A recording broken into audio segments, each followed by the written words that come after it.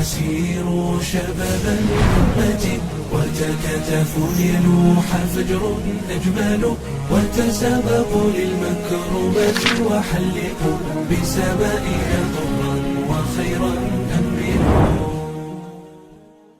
بسم الله الرحمن الرحيم. الحمد لله رب العالمين والصلاة والسلام على أتمان الأكمال على نبينا محمد وعلى آله وصحبه أجمعين. أما بعد، مشاهدي الأكارم، سلام الله عليكم ورحمته وبركاته. أهلا وسهلا ومرحبا بكم في حلقة خاصة بعنوان ساعة شباب. هذه الحلقة سنخصصها في الحديث عن الحرية والمثليات، وهو الشذوذ الجنسي واللواط والسحاق والعياذ بالله، وذلك لما ترون من استهداف الأعداء لميل الشباب إلى الوقوع في الفواحش والمنكرات، وهم جنود إبليس، وكما وصفهم الله عز وجل وكما وصف ربنا سبحانه وتعالى: الشيطان يعدكم الفقر ويأمركم بالفحشاء والله يعدكم مغفرة منه وفضلا. في هذه الحلقة سنتناول ونناقش آراء الشباب حول ما يتعلق عن الشذوذ وعن الحرية والمثليات، مدى صحة هذا الأمر، مدى واقعيته في الساحة، وكيف الشباب يعانون مثل هذه الأمور، وكيف يعالج مثل هذه القضايا. هذا واجب دعوي إعلامي مهم للمحافظة على العفة من حيث العموم، وعلى أعراض المسلمين من حيث الخصوص. في هذه الحلقة نستضيف فضيلة الشيخ الدكتور حسن سلمان، الداعية المعروف، وسيكون موجها ومعلقا على آراء الشباب في هذه الحلقة. كما نستضيف المهندس عبد الرحمن برهان، وهو أحد الشباب الذين يدرسون في الجامعات المختلطة بين البنين والبنات، والذي حقيقة واقف على مثل هذه الأمور في الساحة. كذلك نستضيف المهندس أيضا أنس ابن بيان حفظه الله، وكذلك أيضا أنس في الجامعات، ويمثل أيضا أحد الشباب. وكان حقيقة لولا الحياة لاستضفنا أيضا شابات، ولو حقيقة من وراء كما يقولون من وراء الكاميرات، ولكن لعل فيما استضفناه من الشباب حسبنا. والمقصود هو إيصال النصيحة والتوجيه ومناقشة هذا الأمر، ولعل الله سبحانه وتعالى أن يبارك في هذه الحلقات، وأن تكون رسالة واعية لكل الشباب والشابات. باسمكم جميعا أرحب بالضيوف الكرام، كما الترحيب موصول بكم مشاهدي الأكارم. نسأل الله تعالى أن يبارك في هذه الحلقة وأن ينفع بها عباده المسلمين وغير المسلمين. فإلى الحلقة. حياكم الله شيخ حسن. بكم سأبدأ. الشباب مكانتهم وما علاقتهم بموضوع الحرية والمثليات؟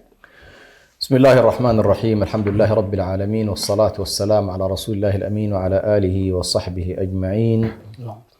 الحمد لله القائل: إنهم فتية آمنوا بربهم وزدناهم هدى.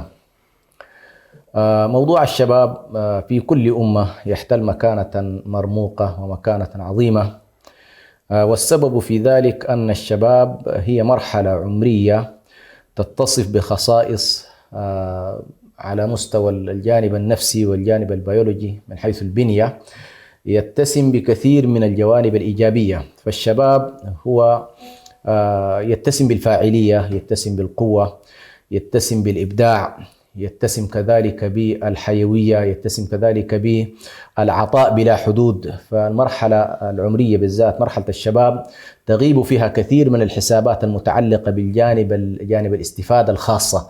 فتجد الشباب إذا تحمسوا لفكرة يندفعون لها اندفاعا كبيرا ويعطونها من أعمارهم بلا حدود، ولذلك هم تجدهم دائما صناع الثورات وصناع التحولات وصناع حركات التغيير. في كل المجتمعات نلاحظ أن الشباب لهم على كل وضعيتهم الخاصة، ومن هذا الباب فقد اهتم بهم الشارع اهتماما خاصا في كثير من نصوص الكتاب والسنة.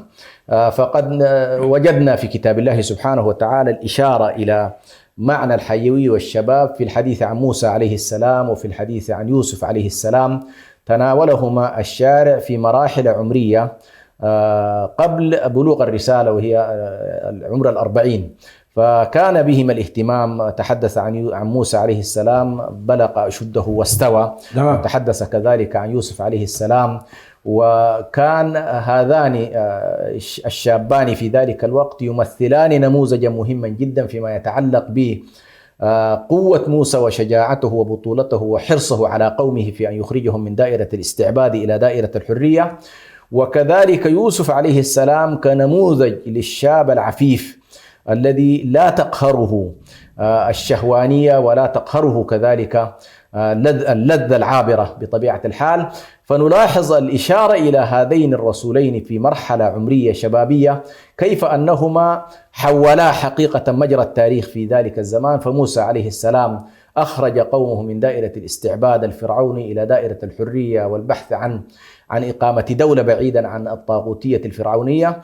وكذلك يوسف عليه السلام الذي استطاع أن يدير من خلال عفته ومن خلال إحسانه إلى أن يصل إلى مستوى أن يكون رئيس الوزراء بلغة العصر أو وزير المالية كما يقولون، فصار عزيز مصر بعد فترة من السجون والمعتقلات والتآمر الذي مر عليه. جميل. وبالتالي الإسلام اعتنى حقيقة بهذه الفئة العمرية، وأشار إليها كذلك النبي صلى الله عليه وسلم في الحديث الذي يقول فيها عن حديث أبو هريرة متفق عليه: وشاب نشأ في عبادة الله من الذين يظلهم الله سبحانه وتعالى. أيضا عمليا التجربة النبوية نلاحظ فيها هذا الموضوع، فقد نصر رسول الله صلى الله عليه وسلم في بداية أمره الشباب، يعني في الدعوة حتى أبو بكر اللحظة التي كان دخل إلى الإسلام كان في مرحلة عمرية تصنف على كل من الشباب، عمر بن الخطاب، عثمان بن عفان. فالذين ناصروه في تلك المرحلة هم الشباب. يا سلام. والذين دخل بهم بعد ذلك إلى ساحات الجهاد هم الشباب. ثم كانت اللفتة العظيمة من النبي صلى الله عليه وسلم أنه ينتقل إلى الدار الآخرة، وآخر جيش يجيشه النبي صلى الله عليه وسلم لقتال الروم يكون على رأسه شاب لم يبلغ 20 من عمره، اللي هو أسامة بن زيد. هذه كلها دلالات على على اهتمام. طيب شيخ حسن، جزاك الله خير على هذا البيان الجميل الرائع. ما الرابط بينه وبين الحرية والمثليات واستهداف الشباب بالذات من قبل الغرب؟ للأسف الشديد الموضوع فيه أبعاد فلسفية كثيرة جدا. لماذا الغرب أصلا يذهب إلى هذا الاتجاه؟ نعم. يعني هي ليست فقط قضية شباب. يعني صحيح أن موضوع الشذوذ يستهدف به الشباب كمرحلة على كل عمرية، لكن حقيقة من الأشياء الغريبة جدا اللي نلاحظها في السنوات السابقة، هم يبدأون الآن صاروا بالطفولة ولا يبدأون بالشباب. يعني لو قرأت تقارير مثلا اليونيسيف خلال السنوات الماضية، وهي المنظمة الدولية المعنية بالطفولة، حقيقة التقارير مذهلة في أنهم والله يريدون أن يتدخلوا في صياغة الأطفال منذ طفولتهم.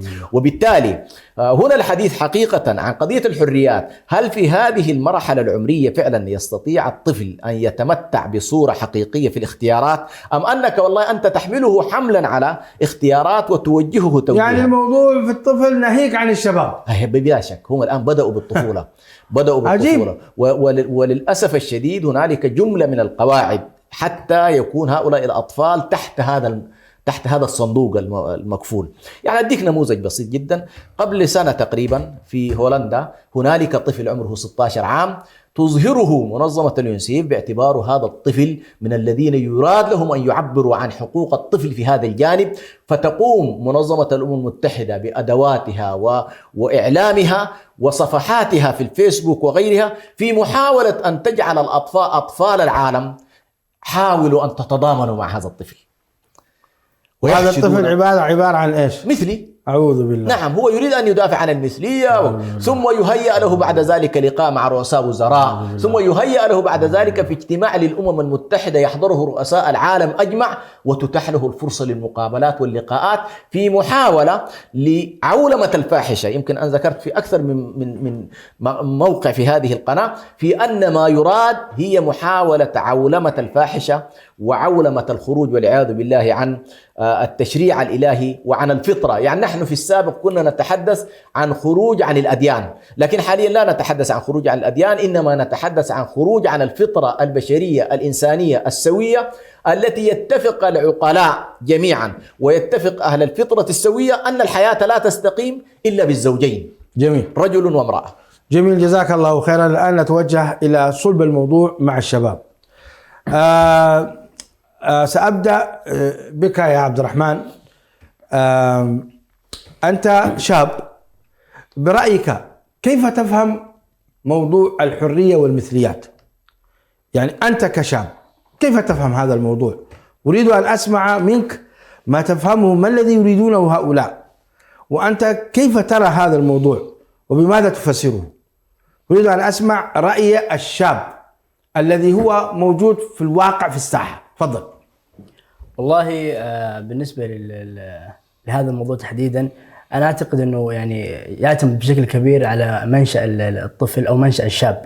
إذا كان منشأه صالحا، نحن الحمد لله تربينا في بيئة أشبه ما تكون ببيئة صالحة وسوية، فبالتالي يعني أجد أنه ثمرة هذه البناء السليم الصحيح تجاه كثير من القضايا اللي تواجهها نحن الشباب مقارنة بغيرنا من الشباب اللي يعني تربوا في بيئة غير صالحة. يعني وجهة نظرنا تجاه المثلية ووجهة نظرنا تجاه أي قضية مختلفة عن ما تربينا عليه وما كبرنا عليه تكون مختلفة تماما عن آرائهم. تجدنا نحن ننفر تماما، ويعني أصلا لا ما يكون في أي تقبل لهذا الفكر أبدا. بس يعني تنظر إلى مثلا بعض الأشخاص وبعض الشباب الآخرين تجد أنه لا يوجد رفض، ولكن لا يوجد قبول، نعم، ولكن لا يوجد رفض. يقول هذا حر، خليه بكيفه، خليه براحته. هذه الفكرة للأسف هي اللي دارجة عند أغلب الشباب، إنه كل شخص حر. نحن سنأتي على هذا الموضوع، بس نريد الآن أنت كيف تفهم الحرية والمثليات؟ هل تفهمه بأنه أمر طبيعي ويعتبر لكل إنسان له حريته، أم تفهمه أنه أنا أفهمه أن هذا شذوذ ولواط وانتهاك الحرمات الله؟ أنت كيف تفهم؟ نعم، أنا أريد رأيك. نعم، أنا رأيي الخاص أني أنا أفهم أن هناك حدود لحرية الشاب. هي الحرية ليست حرية مطلقة للشباب. ما يبغى ندخل الآن هل له حرية أو لا. أنت ترى أن هذا يعني شذوذ. نعم ترى أنه شذوذ. نعم. ترى أنه يعني انحراف كامل للدنيا. نتوجه لحبيبنا الأستاذ الكبير أنس بيان. الله يكرمك. أيضا نفس السؤال أطرحه بين يديك حتى أرى رأي الشباب في هذا الموضوع. بسم الله الرحمن الرحيم. والله الفكرة التي تطرح الآن هم يريدون أن يغيرون الفطرة السليمة الصحيحة. الله عز وجل يقول في القرآن إيش؟ لقد خلقناكم من ذكر وأنثى. الآن الموضة هذه هي أصبحت جديدة. لا، أنت فسر لي ما معنى الحرية والمثليات في رأيك؟ ماذا يريدون هم؟ يريدون تغيير الفطرة الصحيحة. يبغى يكون لك مثلا أسرة من رجل ورجل، أعوذ بالله، من امرأة وامرأة. فلذلك هذا بلا يعني أدنى يعني الإنسان السليم اللي الحمد لله اللهم لك الحمد اللي تربى في فطرة سليمة ودينية يستغرب ويستنكر هذه الأمور. أنا مختلط في يعني أدرس في جامعة مختلطة بين النساء والرجال، فألاحظ هذه الأمور فصرت يعني أقابلها باشمئزاز كبير جدا. صار الموضوع يعني يخليك إذا كان في واحد جالس طيب احنا هذا هو كان السؤال الثاني، ما دمت دخلت فيه خلينا نوضحه. يعني أنتم ترون الآن أن الحرية باعتباركم شباب أن الحرية والمثليات شذوذ جنسي ولواط ومحرم، وأنه مرفوض من قبلكم كشباب. أكيد. نعم، بلا شك. جميل. جميل. طيب الآن فيما أنتم فيه واقع الشباب، هل هذا موجود كظاهرة ولا موجود كشيء بسيط، ولا كيف عندكم المقياس الدقيق لهذا الموضوع؟ والله يا سماحة الشيخ الموضوع أصبح بالموضة. أنت يوم تجلس في الجامعة يجي يقول لك والله نفسي أجرب، أنا أقرأ وأشوف الموضوع، يقول لك والله يا أخي موضة، أنا ليش ما يعني أجرب الجنس الآخر، الجنس الجديد هذا. أعوذ بالله. أي يجي يقول لك والله يا أخي أنا جلست في نقاش مع أحد الأخوان، كنت أبادل هالكلام وأشوف إيش وجهة نظره. كان يدافع عن صاحبه المثلي، يقول لي يا أخي الله خلق في هذه الأمور، ليش قاعد تستنكر عليه؟ والله بهذه العبارة يقول لي ليش يا أخي الله غرس في هذه الأمور، يا أخي هو يبغى يتحول جنس الآخر، يا أخي يبغى يجرب. يقول لك طيب لحظة، تعليقكم شيخ حسن فيما قاله أن الله هو الذي خلق فيه هذه. هل الله يأمر بالفحشاء وهذا الله خلق فيه هذه الفطرة أن يميل الرجل على الرجل وتميل المرأة على المرأة. تعليقكم شيخ حسن؟ نعم، هو على كل فيما يتعلق بالخروج عن الفطرة سبحان الله، أول ما فيه هو انتكاس المفاهيم. انتكاس المفاهيم. أخرجوا آل لوط من قريتكم إنهم أناس يتطهرون. فهو صراع في حقيقة الأمر بين الطهر والعفاف وبين الفحش وتوابعه. فهو وهذا اللي قصدته في البدايات. ستلاحظ بأن ظاهرة الفاحشة لها علاقة بالمفاهيم. فمثلا الآن الغرب أعطى مفهوم الحرية القيمة الأعلى والمطلقة.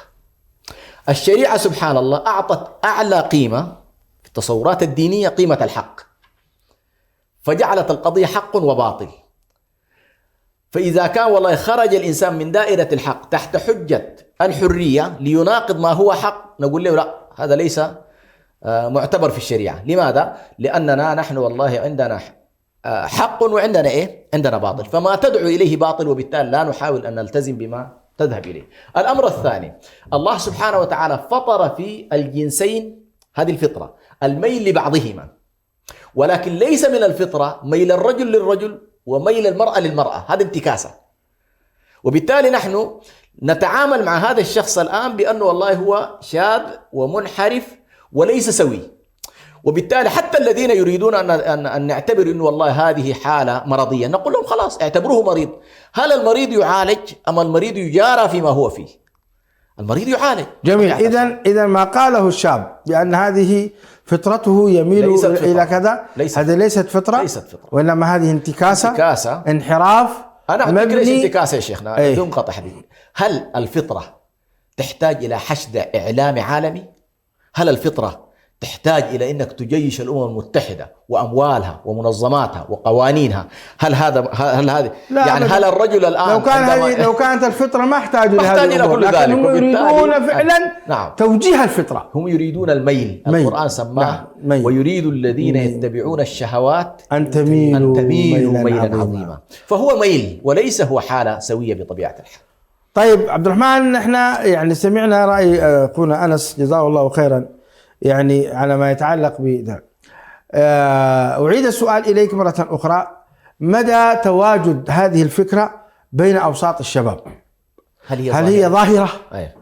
أم هي يعني موجودة في نطاق شخصين، فتاتين في هذا؟ ما رأيك أنت وأنت تداوم بشكل يومي في الجامعة ولك ما شاء الله الآن 4 سنوات وقريبا نفرح بك تتخرج إن شاء الله، فأعطينا رأيك في هذا الموضوع لأنه صراحة يهمنا.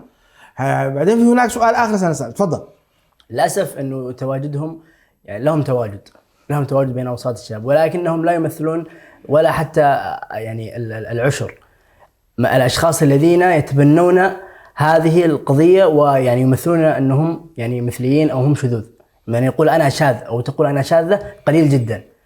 ولكن المشكلة أن من الذي يعني الأشخاص، هو الشخص الشاذ يكون محاط بمجموعة من الأصدقاء، كل هؤلاء الأصدقاء يدعمونه للأسف الشديد، يدعمونه نفسيا، يدعمونه يعني يذكرون له يعني أفصح ميولك، لا تخشى أحدا، أنت في النهاية خلقت بهذه الفطرة، أنت لديك يعني جينات مختلفة عن جينات الرجل ويعني تميل إلى الرجل، فبالتالي افتخر بذاتك وإلى آخره. هذا الدعم الذي يجده هذا الشاذ تلقاه يعني يشعر بالفخر تجاه هذا الميول، بالتالي يعلنها أمام الملأ، يصح ويقول أنا شاذ، لا عندي مشكلة، من يحاربني هو المخطئ وأنا الصحيح. هناك أيضا ميل آخر للأسف الشديد، هذا الميل تحديدا هو المنتشر بين الشباب تحديدا، ألا وهو الميل للرجل والمرأة. يقول لك أنا أميل للرجل وأميل للمرأة. أقول له كيف؟ يقول يا أخي والله أنا عندي جزء أحيانا يعني أشتهي مثلا الرجل والعياذ بالله، وأحيانا أشتهي المرأة. هذا للأسف موجود وظاهر، وقليل ما يتحدث عنه، ولكنه للأسف موجود بين أوساط الشباب. تعليقكم شيخ حسن؟ هو سبحان الله أنا أعتقد أن الخطوة الأولى من خطوات الشيطان أن تتعايش مع المنكر مع الأسف. هذه الخطوة الأولى. يعني كان في الله عز وجل يقول بس أنا هل في من المنكرين أو لا؟ ولا تتبعوا خطوات الشيطان. نعم. والآن الأمم المتحدة من خلال ما وقفت عليه من تعاليمها هي تسعى تقريبا إلى 4 خطوات أساسية. الحديث عن قضية المناهج والقوانين، ضمان التثقيف الجنسي في أنه هذه الظاهرة ظاهرة طبيعية والناس يجب أن تتقبلها، تثقيف الوالدين لتقبل هذه الظاهرة وأن لا يكون هنالك نفرة، وأن لا إيجاد كذلك ما يسمونه بالبيئات الآمنة لهؤلاء. البيئة الآمنة هي الآن هذه الآن وصلوا إلى مرحلة إن والله الشخص بدل أن يشعر، الله سبحانه وتعالى المصطلحات القرآنية مهم أن نقف عندما يقول معروف ومنكر، تعريف المعروف وتعريف المنكر. فما تعارف عليه الناس واعتبروه طبيعي سميه معروف، وهذه في الفطرة. لكن أن يكون هنالك منكر وينظر إليه الناس بأنه معروف، ثم يحيطون هذا الشخص الذي يفترض أن يكون مستنكرا، يحيطونه بالحماية والرعاية والعناية، هذه في تقدير الخطوة الأولى في التعايش مع المنكرات. وهذه سبحان الله التي أهلكت بني إسرائيل. يعني بني إسرائيل كانوا لا يتناهون عن منكر فعلوه لبئس ما كانوا يفعلون. فأنا في تقديري إذا خطى الطالب أو خطى الشاب الخطوة هذه في إنه والله تقبل المنكر وتعايش معه ولم يأمر فيه بالمعروف ولم يتناهى عن المنكر، بل اجتنب هذا النوع من البيئات في إنه والله يجب أن لا يكون جزءا من مجموعة بهذا الشكل، لأنه في النهاية سيصنف حتى لو لم يشرب الخمر. يعني مثلا يوسف عليه السلام التي دعته للفاحشة واحدة، لكن لما كان هنالك قبول من مجموعة النساء ولم ينكروا على امرأة العزيز، عدت هذه الفاحشة فاحشة جماعية، يعني المجموعة كلها موافقة لهذا فعد المجتمع كله ساكت عن هذا المنكر. فأنا في تقديري هذا النوع إذا تم التعايش معه ستكون الخطوة التالية، خطوة التي ذكرها الأخ أنس ابننا أنس فيما يتعلق نجرب. نعم. فيبدأ بعد ذلك في قضية التجريب. طيب سنعود لأخونا أنس، هل هناك من منكر لهذا الموضوع أو هو مسلم لدى الشباب والشابات؟ والله يعني البعض ينكر، لكن إذا جيت فاتحتها في الموضوع يبين لك أمور، يقول لك مثلا خليك هذا الموضوع هذا في داخله وهو ماشي معه، يعني يخليك تصل إلى مرحلة أنك يقفل عليك أبواب النصائح.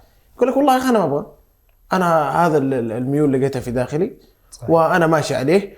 ويلقى من المشكلة أنك أنت إذا تنصحه قل أنت صرت واحد، لكن زي ما قال عبد الرحمن اللي يدعمونه اللي حوله كثير فغلبوك، فصار اللي حوله أنت بتسمع النصيحة منه عابر، تقول له والله يا ابن حلال اتق الله، يقول لك والله هذا ميولي وما ادري ايش، واللي حوله يقول لا روح احنا ندعمك والدوله توفر لك حقوقك وانت اصلا هذه فطره سليمه، والجنس الثالث هذا ليش ما يستمر وليش ما امشي.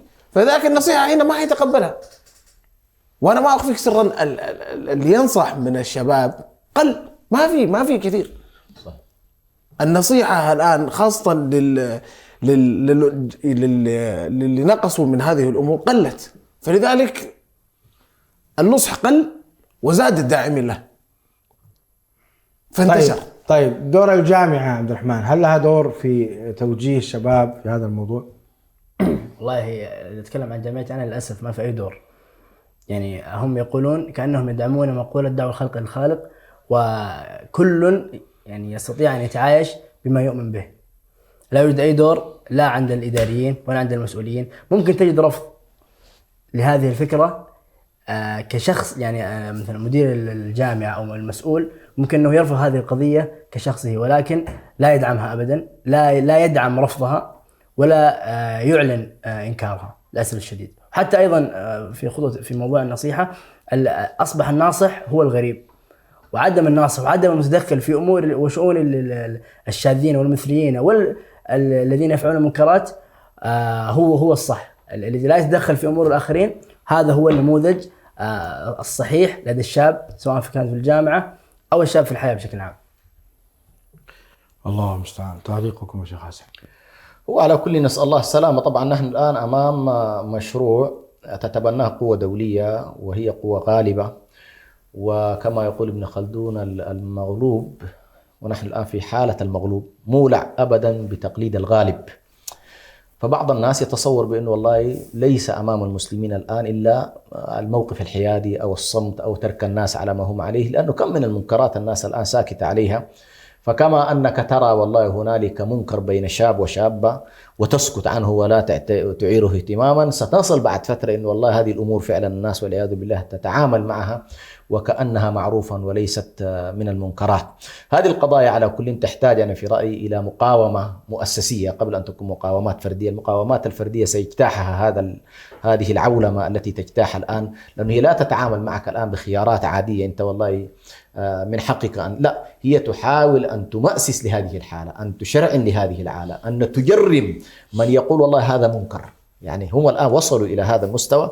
بعد فترة ستجد أن الذين يقولون بالأمر بالمعروف والنهي عن المنكر والعفة ربما يعلقون في المشانق ويقتلون بحجة أن هؤلاء يعني يعيثون في الأرض فسادا، إنهم أناس يتطهرون. بالتالي هذه الإشكالية الكبيرة أنا في رأيي حقيقة التي تواجه المسلمين. وبالتالي إذا لم تدخل المؤسسات الحكومية والمؤسسات الشعبية والمؤسسات العلمائية في أن تقف سدا منيعا في مواجهة هذه القضايا، أنا أعتقد سيكون الوضع صعب جدا. على كل تشير الآن المنظمات الأممية بأن هنالك يمكن 80 دولة في العالم من أصل 190 دولة هي فقط التي تحاول أن تعاقب وتجرم هذا النوع من معنى ذلك أنت في 110 دولة دخلت في محيط التوقيع لهذه الأمور وأن تراها أمرا عاديا، ويدخل للأسف الشديد تمارس طبعا الأمم المتحدة والدول الراعية لهذا الموضوع. صارت كما أنك والله لما بالأمس كان الحديث كان مثلا عن الشريعة وحاكمية الشريعة، لا الآن الفواحش وفرضها فرضا على الناس، وإنهاء حالة التعددية في الثقافات، إنه والله في ثقافة رافضة لا ما من حقك. وببساطة أنا حقيقة كان يزعجني جدا وأنا قبل يومين أتابع بعض المعلقين حول قضايا جزا الله إخواننا في الدوحة وفي قطر، وقفوا سدا منيعا في موضوع المثليين، وإخواننا القطريين منعوا هذا الاتجاه. سبحان الله، وأنا أتابع بعض القنوات الأوروبية فيما يتعلق برؤيتهم لهذه الجريمة القطرية أنها والله تمنع وفقا لعقيدتها ودينها وثقافتها، ما فعلت شيء. كل ما في الأمر قالت والله إذا جئناكم نحترم قوانينكم وإذا جئتمونا تحترموا قوانيننا. والله يا إخوان تعجب من أن المذيعة تقول هذه ثقافة عالمية، أنتم تقفون من قال لك عالمية؟ نحن ألسنا جزء من العالم؟ يعني 1,800,000 ما جزء من العالم؟ ما هي هذه العالم العولمة التي تتكلمون عنها؟ ثم جاءوا بشخص يتكلم بلسان عربي فصيح قال يرفعون أعلام الفلسطينيين ويمنعون أعلام المثليين. هل قضية فلسطين أهم من قضية المثلية؟ تصور والله بهذا الشكل. يعني هو في نظره هذا الشعب المحتل المقهور الذي سلبت أرضه ومقدساته ويقتل صباح مساء ويحاصر، هذا في نظره مرتبة ثانية عن عن حقوق المثلية. انظر إلى الانتكاسة كيف تحول. نعم، انتكاسة والعياذ بالله. طيب كان هناك سؤال، يعني أنتم ذكرتم الآن أن المثلي في الجامعات يشجع من قبل زملائه وأن المنكر قليل جدا. نعم. طيب هل هناك أصلا عكس؟ هل هناك دعوة للمثلية من قبل هؤلاء المثليين يدعون غيرهم حتى يكونوا مثليين وشاذين جنسيا ولوطية مثلهم؟ هل هناك دعوة؟ هذا السؤال ستجيبون عليه بعد الفاصل إن شاء الله. مشاهدينا الكرام تابعونا والله المستعان. أجمل وتسابقوا للمكرمات وحلقوا بسمائنا طرا وخيرا أمروا.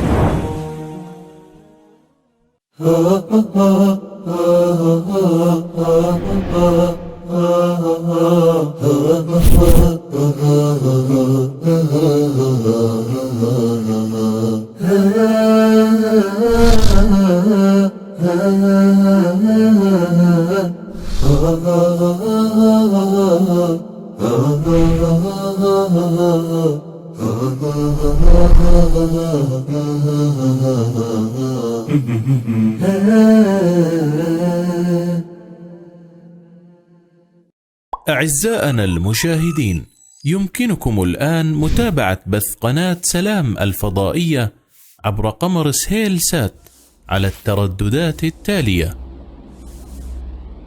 اسم القناة سلام تي في، القمر سهيل سات 2، التردد 11310 في، معدل الترميز 30000. أبدأ بسم الله الرحمن وبالرحيم دائم الإحسان.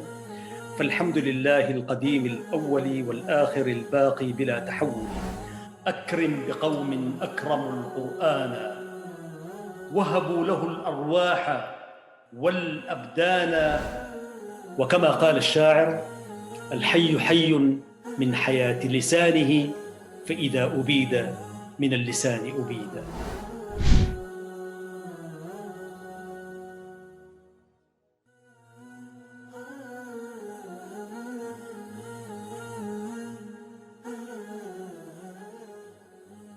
دائما ما نحرص على الاستماع إلى القصص والحكايات. فرسان شجعان، حيوانات ساحرة، وروايات من أماكن مختلفة، مجموعة من القصص والحكايا الخيالية نحكيها لكم بأسلوب شيق وسهل، ونأخذ منها الدروس والعبر في برنامجكم يحكى أن، مع صديقكم عبد السلام ناصر وموفق ناصر، على شبكة سلام إعلامية.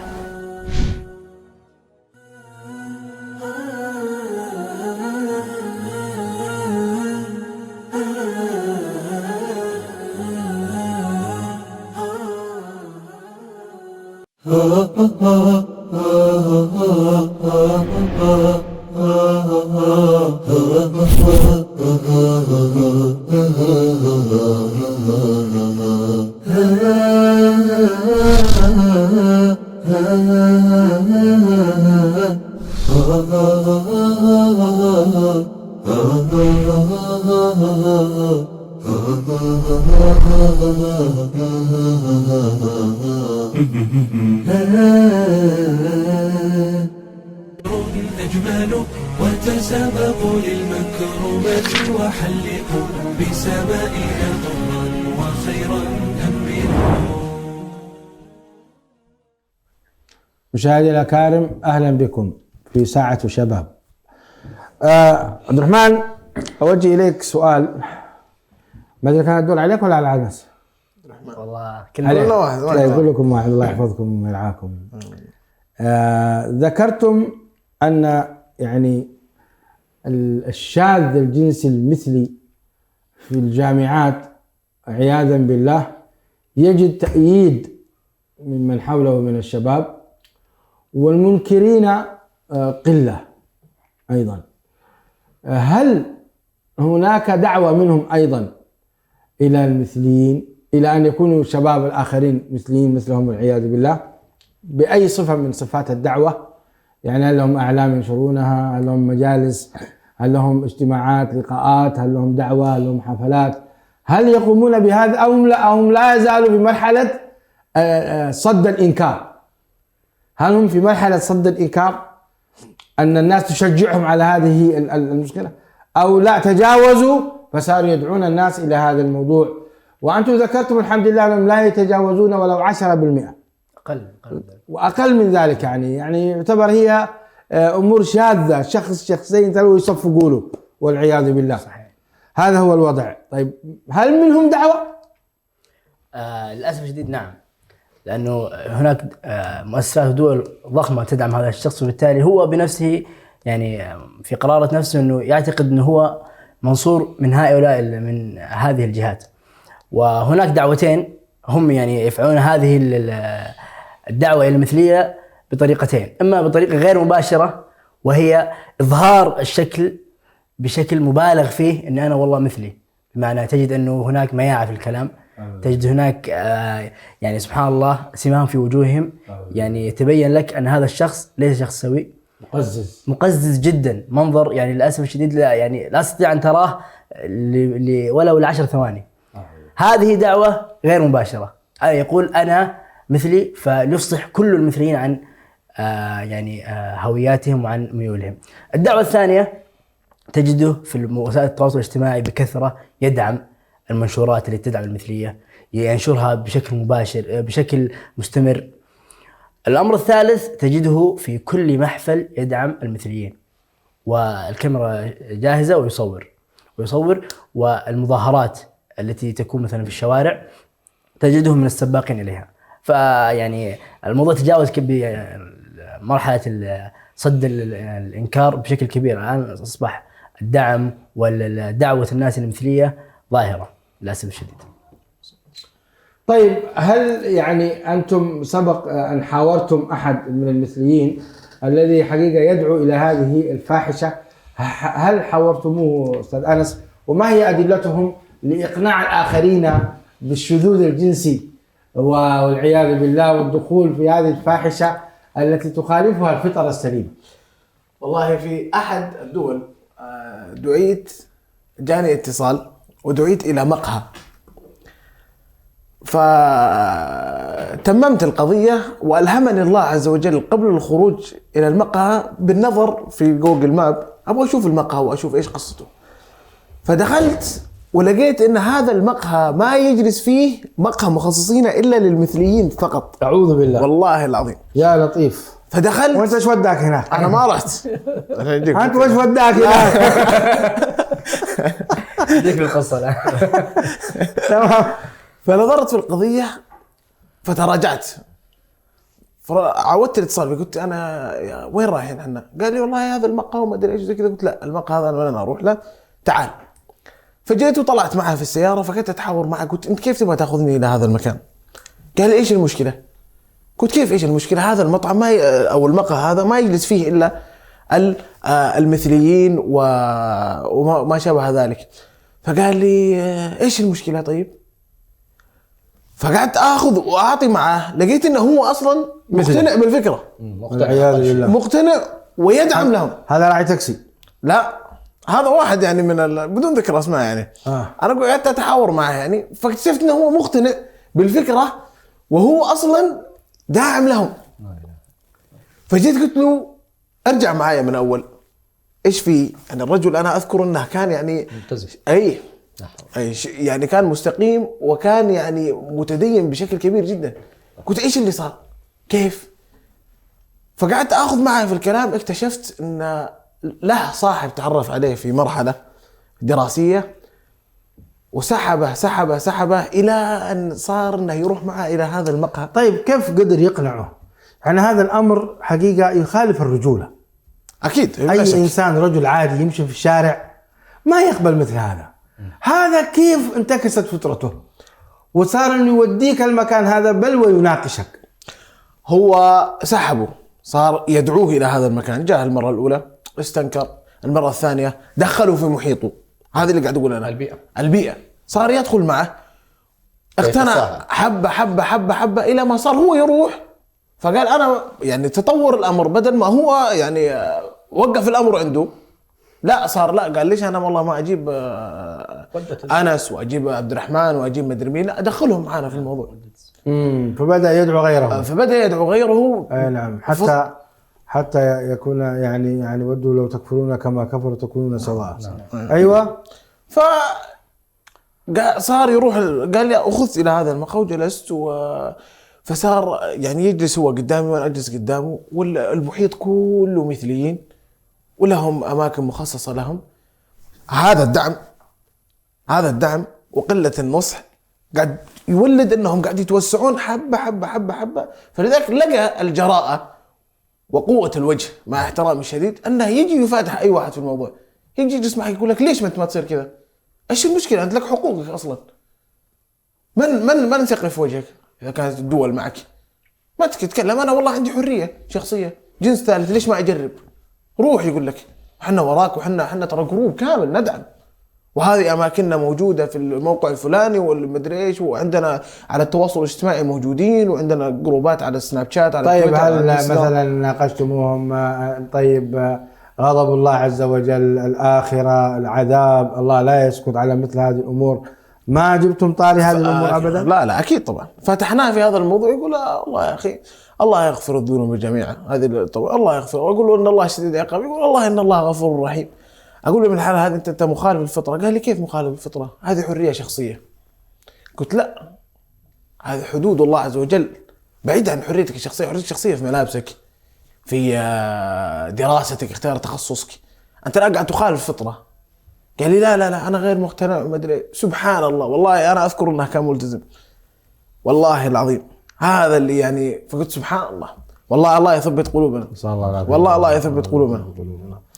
شيخ حسن ما أدري ماذا أقول، تعليقكم، علما أن بعضهم ملحدين أو ملحدون. هذا أريد أن أربط بين بعضهم ملحدون، وهذه النقطة اللي دائما تذكرها لنا شيخ حسن بهذا نعم. الموضوع. هنالك حقيقة مقولة مهمة جدا لأحد المفكرين الإسلاميين عاش في أمريكا لفترة طويلة جدا وتصور سبحان الله مآلات الحالة الأوروبية، وهو الدكتور عبد الوهاب المسيري، من الشخصيات التي عاشت في أمريكا وتنبأ سبحان الله بما سماه بالشذوذ البروتستانتي، ويقول كل الدكاترة الذين كانوا يناقشون رسالتي يقول هم بروتستان. فأنا قال ذهبت بعيدا قلت لهم يا أخي أصلا مشكلتكم ليست الجنس. قال إذا رأيت الغربيين يتحدثون عن الجنس هكذا مقولته، يقول أنسى الجنس، أبحث عن جذور هذا الموضوع. ستجد لهم إشكالات نفسية وإشكالات عقلية وإشكالات معرفية، وهو مثلا مثل هؤلاء يرى أن والله يا أخي أنا حر في نفسي. هذه المقولة، مقولة أنا حر في نفسي، هي طبعا من المقولات اللي هم الآن يروجون لها بأن أنت تفعل ما تشاء. ليش؟ لأنه والله هم قدموا فلسفة الحرية كما ذكر. وهل فعلا الإنسان حر في نفسه؟ هذه ما أنت أوروبا شيخنا نحت الإله. هنالك ثلاثية أنا دائما أشير إليها، ثلاثية الله الإنسان الطبيعة. نحن هكذا ننظر إلى الأمور، الله على قمة هذا الكون، هنالك الإنسان الكائن المكلف المستخلف المكلف بالعبادة والعمران، هنالك الطبيعة المسخرة لهذا الإنسان. هم قالوا لا، الله نحوه، معادلة الله هذه منذ القرن السابع فدعوا إلى الإلحاد، اعتبروا وجعلوا له ميزانيات ضخمة جدا. صارت الآن سبحان الله مسألة ثلاثية: الإلحاد، الشذوذ، تفكيك الأسرة. لاحظ، الإلحاد هي أرضية معرفية للشذوذ، يعني مجرد ما هذا الشاذ صار ملحدا لا تستطيع أن تتكلم معه من منطقة الحلال والحرام. بمجرد أن تفكك الأسرة لا تستطيع أن تتكلم معه بمنطقة الأسرة وجانبها الاجتماعي والعيب والقصص هذه. فإذا هم دمروا فيك الفطرة وقصة العيب وقصة إنه هذه قضية لا تليق بالأسرة ولا تليق بالأهل والبيئة الاجتماعية، الوالدين لا يتقبلون ذلك. يعني أنا مرة أشاهد واحد من الإخوة، واحد من الشخصيات الأوروبية، أتوا إليه بولده وهو شاذ وقد تحول، والأب يبكي بدموعه وهو نصراني. فهو ينظر إلى، قال ما توقعت يقول أن أنتظر هذا اليوم الذي يتحول فيه ابني إلى هذا المستوى. فهم حقيقة هذه الثلاثية الخطيرة: إلحاد، إنكار وجود الله سبحانه وتعالى، تفكيك الأسرة، لأن الأسرة تلعب دور كبير جدا في تشكيلة بنية الطفل بطبيعة الحال، حتى ولما يكبر هو يعيش في نهاية المطاف. فهم فككوا الأسرة. لاحظوا الآن، وهذه مسألة مهمة جدا، لاحظوا اللعيبة في الدوحة. هل رأيتم شاب أوروبي غربي جاء بأمه أو أخته؟ مقطوعين تماما، لا تكاتج. انظر إلى المغاربة، أول ما يحصل لهم حالة الانتصار الأمهات ينزلن على إيه؟ على أبنائهم. يا سلام. فهو في حقيقته كان حالة صراع قيمي بين قيم الأسرة المترابطة المتماسكة، الشاب الذي لا زال يقبل قدم أمه في العالم العربي الذي هو مهما كبرت أمه فهي بالنسبة له سيدة. يا سلام. وبين مجتمع ذهب ليضع أمه في إيه؟ في دار العجزة حتى تموت ولا يلتفت إليها. وربما لا يراها السنين الطوال. وإذا جاءها في السنة مرة واحدة ليزورها ويعطيها وردة ويوم الأم وما يوم الأم، انتهى الموضوع. فنحن حقيقة هذه الثلاثية: إلحاد، تفكيك أسرة، شذوذ، هي الآلية الآن التي تعمل في عولمة الفاحشة ومحاولة شرعنتها وحمايتها بالقانون. جزاكم الله خيرا. هل الفتيات ينتشر فيهن هذا الموضوع عبد الرحمن في داخل الجامعات أو هو بين الشباب فقط؟ لا، للأسف أنه بين الجنسين، بين الفتيات وبين الفتيان، والانتشار بينهما سواء. يعني حجم الانتشار بين الفتيات تقريبا مساوي لحجم الانتشار بين الشباب، بينما ممكن الشباب بحكم أن الرجل دائما هو أجرأ على إظهار ما يصلح عنه، وبالتالي تجد أنه هذه القضايا يدعمها الشاب أكثر من الشابات. ولكن عندما تنظر إلى خبايا الأمور تجد أنه أيضا الشابات يعني يدعمون هذه الفكرة، ويتبين لك هذا الأمر من خلال السوشيال ميديا. السوشيال ميديا يعني الإظهار غير مباشر، إنما هو خلف ستار، خلف الجوال. وبالتالي في السوشيال ميديا، في تويتر، الشابات والفتيات اللي يدعمون المثلية يعني أعدادهم كبيرة جدا ومهولة. لانهم يعتقدون هذا هو المنبر. بس قد يكون هذا ايضا من تصرف بعض الاعلاميين او الفيسبوك نفسه والجهات اللي يعني تظهر لك انه العدد كثير وهو في الحقيقه قله. يعني انتم الان بشرتمونا ان على مستوى جامعه فيها 40,000 45,000 طالب لا يمثلون حتى ولو 5%. اقل. نعم. اقل من ذلك ما يذكرون. يعني هذا الحمد لله بشاره في الواقع. لكن لما تدخل في وسائل التواصل الاجتماعي تجد ان العدد مهول، وهذا حقيقه من تصرفات هؤلاء المجرمين. طبعا يعممون. يعني انا حقيقه اتامل في قوله تعالى: الم ترى ان ارسلنا الشياطين على الكافرين تؤزهم أزا. فهم والعياذ بالله يتبعون الشياطين ويطيعونهم من أجل أن يكون كل الناس مثلهم. ومع الأسف أن قضية المثلية والحرية والشذوذ واللواط قائمة على القيادات مع الأسف من العلماء والدكاترة والوزراء، ولذلك هم الآن يعني جعلوا له ميزانيات ضخمة. لا أريد أن أعلق وأنت موجود شيخ حسن، لكن هذا الذي حقيقة يؤسفنا. فينطبق عليهم قوله تعالى: ترى أن أرسلنا الشياطين على الكافرين تؤزهم أزا. عبد الرحمن، هل واجهتك مشكلة مثل هذه؟ هل دعيت إلى مثل هذا وكيف عالجتها؟ والله الحمد لله أنا يعني ما قد واجهني يعني موقف مباشر مع شاذ إلا مرة واحدة في السنة الأولى من الجامعة. كان لي يعني كان للأسف صديق، وما هو صديق، هو فقط زميل في الجامعة. فكنت يعني أنا أرى أمامي رجل، فكنت أتعامل معه على أساس أنه رجل. بدأنا السنة يعني بطبيعة الطلاب يساعدون بعضهم البعض. اكتشفت أنه بعد مرور الوقت بدأ يعني ينخفض التواصل معي بشكل ملحوظ جدا. بدأ يتعمد عدم الكلام، بدأ يتعمد الانسحاب من أي محادثة بشكل مباشر إلى أن انقطعت تماما. فأنا استغربت، يعني هو كان يعني من ألطف الأشخاص اللي قابلتهم، فجأة كذا انتكس وتغير.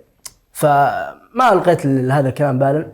وبعد ذلك بعد فترة قيل لي أنه هذا والله في هذه الفترة تحديدا تحول إلى المثلية، وأعلن أنه شاذ. ما أعلن أنه شاذ، ولكنه بينه وبين نفسه وبين أصدقائه المقربين قال أن أنا أصبحت مثلي وأنا ما أستطيع أن أجلس مع هؤلاء الشباب وإلى آخره.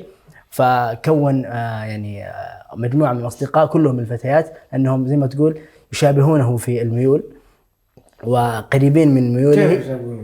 لا لأنه يعني الفتاة تحولت إلى رجل. لا هو تحول إلى الفكرة. هو يعتقد أنه فتاة. فكرة واحدة. أيوة هو الفكرة يعني دعات لفكرة. نعم. إخوان في الموضوع. هو يميل إلى شاب وهي تميل إلى شاب. فبالتالي هذه الفكرة اللي جمعتهم. هو يميل إلى شاب. نعم. فانتكست فطرته. نعم. وهي تميل إلى شاب بطبيعتها الفطرية السليمة. نعم.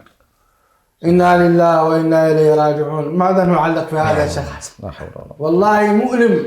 نعم. مؤلم للأسف. تعليق. أولا نحن حقيقة محتاجين في تقديري في عالمنا الإسلامي تحديدا إلى مزيد من الوعي ومزيد كذلك من حركة الدعوة إلى الله سبحانه وتعالى، لأنه الآن ما عدنا حقيقة دعوة إلى التدين بقدر ما نحن في حاجة إلى دعوة إلى الفطرة. يعني وصلنا إلى مرحلة كما قال أحدهم: حصوننا مهددة من داخلها. يعني أنت الآن لا تتكلم فقط عن قضية دينية إنه ممكن الواحد يأخذ ويعطي فيها، بقدر ما أنت الآن حالة انتكاسة في موضوع الفطرة. والفطرة في حقيقتها تحتاج إلى حماية بشكل كبير جدا، تحتاج إلى حماية من الأسرة، تحتاج إلى حماية من المدرسة، تحتاج إلى حماية من الجامعات. وحقيقة الواحد إلى الآن مطمئن إلى حد ما في إنه والله لم تتورط كثير من الدول الإسلامية في التوقيع على هذه القضايا. ويمكن لو جئنا حتى إلى تركيا التي في فترة من الفترات تورطت في توقيع على الاتفاقية، وكانت تسمى للأسف الشديد اتفاقية اسطنبول. ثم الحمد لله قبل سنة تقريبا الرئيس أردوغان جزاه الله خير ألقى هذه الاتفاقية، وطبعا قامت عليه الدنيا ولم تقعد. نحن محتاجين حقيقة إلى موازاة ما يمكن أن نسميه، إذا كان والله هنالك اتفاقيات ما يسمونه الآن بمجتمع الميم، فعلينا نحن أيضا أن ننادي بمجتمع العفة، وأن تكون لنا اتفاقيات لتحمي شعوبنا على الأقل وتحمي مجتمعاتنا. بل ويمكن في تقدير هذه القضايا أن يتفق معنا فيها كثير من غير الغربيين. يعني حتى هذه اللحظة والحمد لله هم يحاولوا طبعا أن يشرعنوا المسألة عالميا ويقولون هي حالة عالمية. هي ليست عالمية حتى الآن، هي حالة غربية. وثقافة غربية. إذا كان والله الرئيس بوتين يقول والله هذه حالة غربية، الرئيس الصيني وراه 2 مليار تقريبا من البشر يقول هذه نحن مجتمعاتنا لا تعرف هذا، ويجرمون هذا الوضع ولا يعترفون مع به. الأسف الآن أخبروني الشباب أن الرئيس الأمريكي نعم. يقر زواج المثليين ويوقع عليه بايدن. نعم، هذه طبعا للأسف الشديد دولة العهرة العالمي هذه طبعا بطبيعة الحال هي الآن من تتزعم الحضارة الغربية، وترى أن الحضارة الغربية تذهب الآن في هذا الاتجاه، ولكن يمكن هذه بداية لمن أدرك حقيقة السنن، هذه بداية الانحدار وبداية الانحطاط، لأن الله سبحانه وتعالى علمنا في كتابه عقوبة هؤلاء، فإن الله سبحانه وتعالى يجري عليهم من العقوبات التي ربما لا تخطر على بال. وواحدة من العقوبات الإلهية التي الآن هم يعيشون فيها العذاب الكبير جدا النفسي الذي يعانونه بسبب غياب الحاضنة الأسرية. يعني تصور أنت، ويريدون أن يكونوا الناس كلهم هذه هي ودت الزانية لو زنت كل النساء، هذه الإشكال، هم يريدون هذا الوضع. يعني هو تلاقيه أصلا مثلي هذا المجرم هذا، لما تجد رئيس وزراء عنده لا هو تلاقيه أصلا ابن زنا، نعم، وليس له أب وليس له أم، صدق، تلاقيه هو أساسه هكذا، صحيح. فيريد من خلال سلطته أن تكون الناس كلها هم الآن ما يورطهم شيخنا، ما يورطهم الناحية الدينية، هم الآن يخشون أمة الإسلام بشكل كبير. يعني الآن التغريدة اللي ذكرت، هذا الطفل الذي طبعا احتجت عليهم كثير من الدول الإسلامية والعربية وقالوا لهم تريدوا أن تتخذوا من منصة اليونسيف في تقرير قضايا ليست محل اتفاق، فحذفوها من المنصة العربية وتركوها في المنصات الأخرى. في دقيقة واحدة، ماذا تنصح الشباب والشابات؟ أنت الآن منبر يشاهدك عدد كبير مثل هذه الأمور الآن، كما أنت رأيت خطورتها وشفت الأخ هذا الذي أخذك إلى المقهى وأنت فوجئت إلى آخره، نصيحتك للشباب؟ والله أنا أقول كثرة الباطل لا يجعله حقا. يا سلام، كثرة الباطل وكثرة وقوف الإعلام حكمة. كثرة الباطل لا يجعله حقا، حكمة، صحيح. طيب إحنا نبغى نصيحة للشباب، ما نبغى حكم. يؤتى الحكمة فقد أوتي خيرا كثيرا. هذه البداية بس. استنادا على هذه الحكمة يا عمي، الشباب الآن يوم عرفوا إنه في دعم لهذا الموضوع رأوه أمر سليم، كأنه حق، أي كأنه حق وهو باطل. أي فأنا أقول تزودوا من التقوى، ويعني حافظوا على صلواتكم، والله بالرفقة الصالحة، واختيار الصديق. والله هو يعني أغلب القضايا اللي وقفت عليها هذه ألقاه متأثر عن صديق له. فالصداقة واختيار الصديق الصالح في هذا الزمن لازم يعني تختاره بدقة، لأنه هو من سيعينك. جميل. نصيحتك للأسرة، للأبوين، يعني إذا كان فيهم والعياذ بالله مثلي أو مثلية، نصيحتك لهم؟ والله يبدون ينصحونه ويحاولون يعني بقدر المستطاع أنه يعيدوه إلى ما كان عليه سابقا، لكن الأمر يا عمي والله أنا ما أستطيع أنصح بهذه. الموضوع ما هو بسهل صراحة، الموضوع ما هو بسهل أنه يعني يكون أحد أبنائك يتحول إلى الجنس الثاني، صدمة في الأب والأم، الله أعلم كيف يتعاملون معه. خاصة يعني خليني أذكر قصة على السريع، يعني في بلاد السويد أذكر لي قريب كان يقول لي كان جاري ملتزم، فجو في أحد الأيام سحبوا منها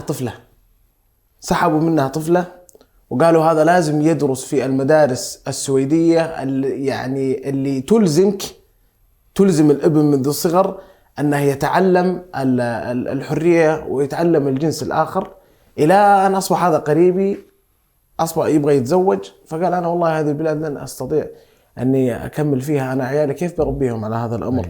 صدم يعني. أي صدم وخرج من هذه البلاد. شكرا لك. الله أكبر. أستاذ أنس، نصيحتكم للشباب والشابات عبد الرحمن من خلال واقعكم في الجامعات، يعني نريد نصيحة للشباب ونصيحة للأبوين.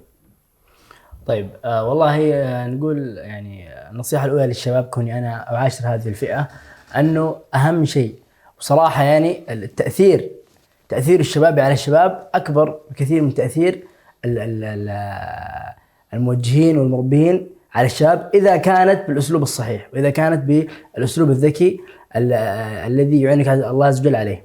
أنا أقول أولا لابد أن يقتنع كافة الشباب أنه هذا منكر، لأنه للأسف الشديد هناك بعض الشباب الذين لا يعني لم تصلهم فكرة أنه هذا الأمر هو منكر، لا يعتقد أنه منكر. لماذا؟ لأنه طغت فكرة أن هذا الشخص حر على فكرة أنه هذا الأمر هو منكر، فبالتالي لابد أن يقتنع الشباب أنه هذا أمر منكر. ثانيا لابد أن يتسلح كل شاب بالعلم ولو بأقل الأدلة، ولو أن يعرف قصة قوم لوط، ولو أن يعرف الأدلة التي تحرم هذا الجرم وهذا المنكر. الأمر الثالث لابد أن ينكر في كل موقف يصادفه أمام مثله، لابد أن ينكر، وإن كان إنكار يعني لمجرد الذهاب من المكان. زي ما ذكر أخوي أبو صقر، أول ما شاف إنه هذا المقهى يدعم المثليين مباشرة يعني رفض أن يجلس في هذا المكان.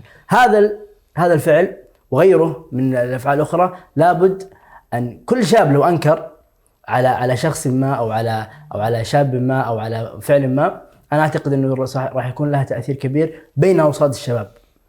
إذا وجدوا محاربة منا نحن تجاههم ونحن في نفس الفئة العمرية، سوف يعني يتدعون بإذن الله. للوالدين والله ما أدري صراحة ماذا أقول. يعني تقصد أنه لو صادف أحد الوالدين أنه أحد أبنائه ابتلي بهذا الأمر، أو وضحت هناك يعني ظواهر ممكن يبتلى به؟ والله الله المستعان. يعني أنا أعتقد أنه يعني إحدى مداخل الوالدين على الشباب، كوني أنا يعني ممكن يكون في نفس العمر، أنك أنت تبدأ تصارحه بكافة الأمور وتصل إلى أنه يصارحك بكافة الأمور. لابد أن يعني يصارحك الابن، لا يبدأ أن يصارح الابن والده بكافة الأمور التي يؤمن بها والتي يصحها لأصدقائه، حتى يستطيع الوالد أن يتعامل مع القضية بشكل صحيح. شكرا عبد الرحمن برهان. دكتور حسن سلمان، ما خاتمتكم لهذا البرنامج؟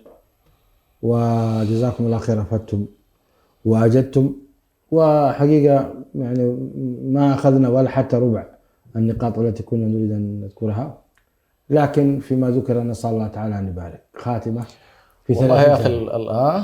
في 30 ثانية. 30 ثانية. الله عز وجل يقول: ولا تقربوا الفواحش ما ظهر منها وما بطن. ويذكر الله تبارك وتعالى بأن قوم لوط كانوا يأتون في ناديهم المنكر، وأنهم أتوا جريمة لم يأتي بها أحد من قبلهم، وأنهم في نهاية المطاف نزل عليهم العذاب، وعذاب لا مثيل له. يعني جمع الله عليهم بين الخسف وبين العذاب الذي أيضا أنزله عليهم من السماء. فهي حقيقة جريمة كبيرة جدا، نحتاج فيها إلى نوعين من العلاج حتى نكون اختصر الكلام. نحتاج فيها إلى جانب تربوي وتعليمي وتنشئة، وعلى الأبوين أن يتابعا أبنائهم من بدايات الشيء، لأنه قبل أن يتورط الشاب، لأنه إذا ذهب وتورط، والمسألة تبدأ بالأفكار، أنه والله في البداية يناقش أنتم مالكم ومال هذه الأمور، وأنت خلي أنت هنالك جلسات تحاور بينك وبين أبنائك لتفهم طريقة التفكير، لأنه إذا فهمت طريقة التفكير سيؤدي بك ذلك إلى معرفة سلوك هذا الشاب وإلى أين سيذهب.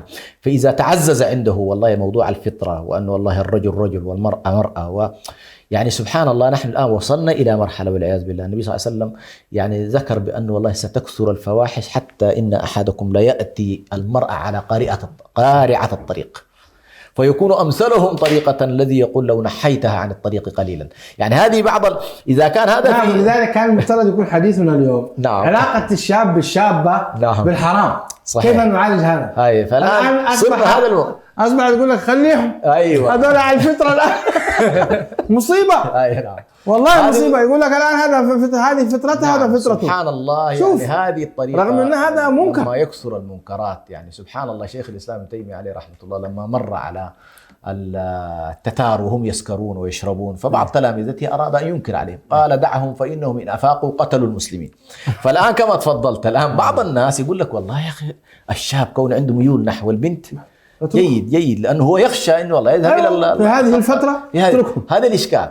فنحن على كل محتاجين إلى الرعاية التربوية، ومحتاجين كذلك إلى شغل مؤسسي تقنيني، وهو أن تقوم الدول الإسلامية بتجريم هذه الظواهر. ثم التجريم بطبيعة الحال هنا حتى تكون عند البعض طبعا كلمة التجريم نفسها بيخافوا. التجريم يعني أنه والله هذا الفعل فعل غير صحيح ويجب بعد كده أن يعالج كيف؟ قد يبدأ بالتربية والتنشئة والمتابعة والعزل والسجن وغير ذلك وغيرها من العقوبات على كل. فنحن محتاجين إلى هذين إن شاء الله الأمرين. أضف إلى ذلك محتاجين بعد ذلك إلى ما يمكن أن نسميه بعولمة الفضيلة وليس عولمة الرذيلة كما يريدها من الغرب. مشاهدينا الأكارم، تابعتم وشهدتم حقيقة هذه الحلقة الماتعة وآراء الشباب ويعني وأخبار. الحمد لله سمعنا أن النسبة قليلة جدا لا تكاد تتجاوز 2-3%، بل هذا يعتبر عدد كبير حقيقة في الجامعات، وإنما هم كفعلا شواذ، يعني شواذ وعددهم قليل ولله الحمد والمنة. ورأيتم أنه ليس لديهم أبدا لا حجج ولا براهين لتأكيد هذا الموضوع، وإنما هي كلها يعني يتقوون ببعض الدول القوية التي يعني تنشر هذا. ولذلك نحن من هذه الجهة الحمد لله نسعد، وحقيقة نحمد الله سبحانه وتعالى أن العدد قليل، ولكن حقيقة الخطر الذي يهدد الأسر ويهدد الشعوب بهذه الأمور إن سكتوا فإنها حقيقة يعني كارثة عظيمة. والله عز وجل لا يرضى إن تكفروا فإن الله غني عنكم ولا يرضى لعباده الكفر. ستحل بنا مصائب وتحل بنا العقوبات إن سكتنا على هذا. ولذلك من هنا ننادي الحكومات أن تتقي الله عز وجل في شعوبها، وإلا فستكون كارثة، فإن الله تبارك وتعالى عقوبته عظيمة. وإذا غضب سبحانه وتعالى ونزل نسأل الله العافية والسلامة، نعوذ بالله من غضبه، ربنا لا تؤاخذنا بما فعل السفهاء منا. ثم أيضا نخاطب الشعوب أن لا تسكت على مثل هذه الرذيلة، وعليهم أن ينكروا بكل وسائل المتاحة للإنكار. وننصح أيضا الشاب يجب أن يكون عنده غيرة لدين الله عز وجل، ويكون عنده قوة في الأمر بالمعروف والنهي عن المنكر، ويتحاور مع هؤلاء الناس ويذكرهم بالله. لا يكون ضعيف، لا يكون حيي. هو هذا المثلي هو الضعيف، هو حقيقة الذي يرتكب الحقارة والرذيلة والخنة والفجور. ويجب أن يكون الرجل رجل وتكون المرأة امرأة. ولذلك على الشاب أن يكون قويا. إذا رأى مثل هذا المثلي يجب عليه أن يشد عليه في الكلام، وأن يتحاور معه بحوار علمي يناقشه. ولذلك هم يتهربون، لا يعطونك الفرصة، يتهرب يقول لك أنا حر. يا أخي هذه حرية شخصية. لو إذا وجد منك الحجة والقوية يهرب منك، لا يستطيع أن يقف، لأن حجته أصلا واهية.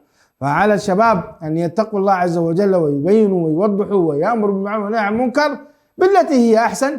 وقد تكون التي هي أحسن الشدة أحيانا على الشاب، وخصوصا الذي كان مستقيما ملتزما بدينه كيف ينتكس والعياذ بالله، نسأل الله العافية والسلامة. للحديث بقية. السلام عليكم ورحمة الله وبركاته. نحو العلا سيروا شباب الأمة، وتكاتفوا ليلوح فجر أجمل، وتسابقوا للمكرمات وحلقوا بسمائنا طرا وخيرا أمنوا.